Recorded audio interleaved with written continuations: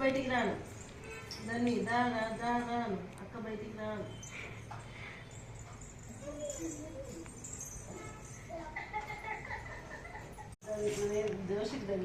ధన్వి వేదాన్ని చెక్కేది మా ఎక్కడుంది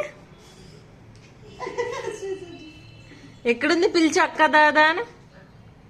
ధన్వి పిలిచు అక్క దాదా.